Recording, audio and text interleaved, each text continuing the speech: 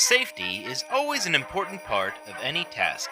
Whether on the job or perhaps at home, preparing for Christmas and the holiday season, practicing good safety is just as vital. That's why today we're going to review some tips to ensure that you have a safe and happy holiday season.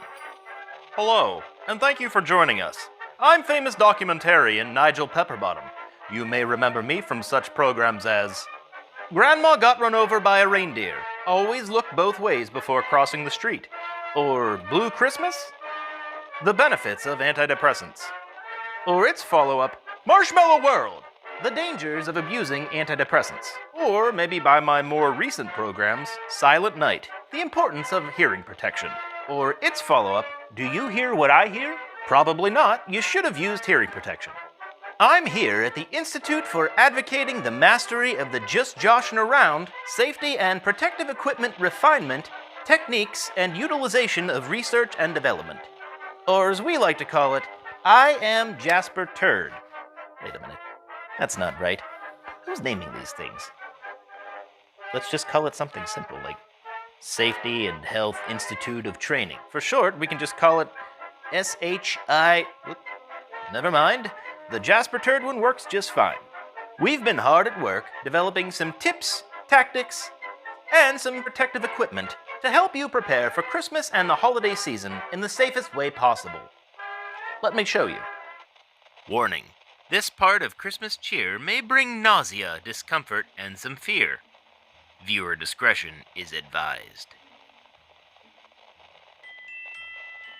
You remember Gary? Of course you do. Well, Gary is rushing to finish wrapping some gifts for little Billy and Susie. But it looks like Gary has lost his scissors, and apparently looking to use an alternative tool. Not the one I would have chosen, but let's see how it works out for him. Not the most effective way to cut wrapping paper, but then again, Gary might be a little dumb.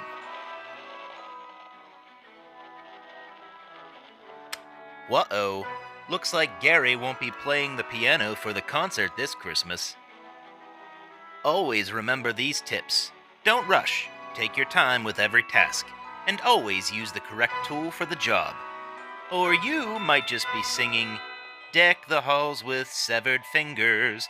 Fa-la-la-la-la-la, ouch, ouch, ouch. Merry Christmas, Gary. Decorating is another fun tradition for the holidays, but with it, decorating presents its own potential hazards. Here you can see that our old pal Merv is hard at work placing some Christmas decorations around the workshop. And to reach that top shelf, he's gonna need a ladder. When working at heights, it's always critical to choose the correct ladder for the job. Another important practice, as Merv is finding out, is to maintain 3 points of contact with the ladder at all times. Otherwise, you could end up like Merv, crashing to the ground with no magical flying reindeer to catch you.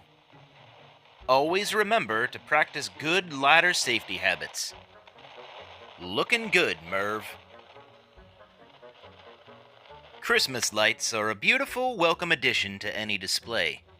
And with strings of lights, electrical safety is critical. Meet our new intern, Dwayne. Dwayne, is it? Oh, yeah. That's an interesting name. It's supposed to be Dwayne, but my dad made a mistake filling out the birth certificate. Yeah, he's kind of a moron. Oh, well, we all have our things. Before placing these lights, Dwayne is ensuring that each string fully functions by plugging it into a live electrical outlet. However, he's about to find out that a physical inspection is always necessary prior to electrical testing.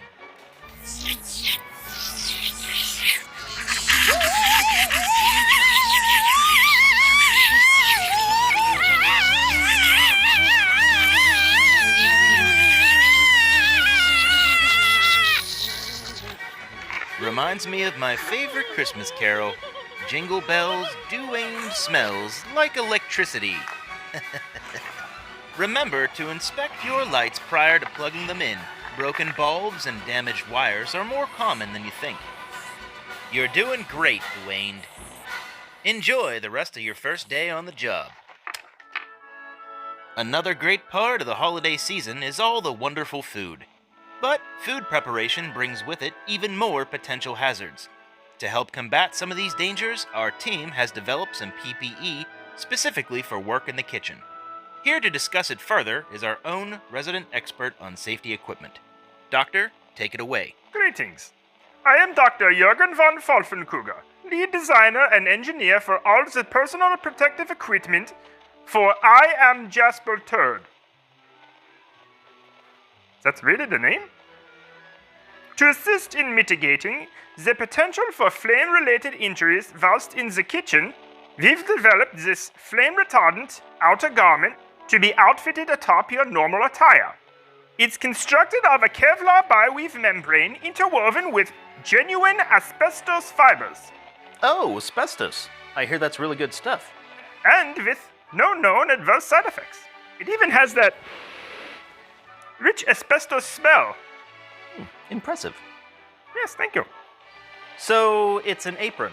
Well, that sort of downplays it a bit. So, it's a fireproof apron. Here, let me show you. With the help of my lab assistant Donnie here, I will demonstrate the effectiveness of the apron.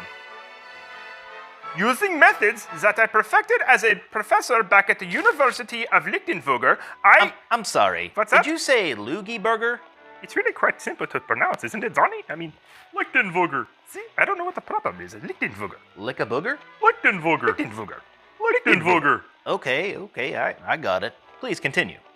Well, as I was saying, I will subject the apron to a test by first securing it to a non-living test subject, then applying a complete engulfment of flames by way of gas-fueled burners, enclosed in an access-controlled chamber.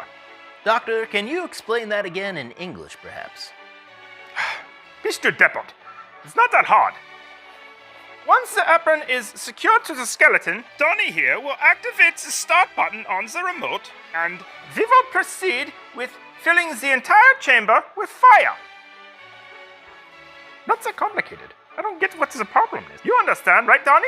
Okay, now. Donnie. No, wait. Donnie. Yeah, okay, now. Oh, uh-oh. Oh. Shut it down, Donnie. Shut it down. Come on. Turn it off, please, turn it off. Oh, jeez. Oh, man. Oh, what a mess. Oh, Kip, what a mess. Still can't get my name right. We apologize for the technical difficulties, but I just got word that Dr. Fartentutor is going to be just fine. Though he may have gotten just a little more than chestnuts roasting on an open fire. We hope you all learned some valuable lessons today to help make your Christmas season happy and safe.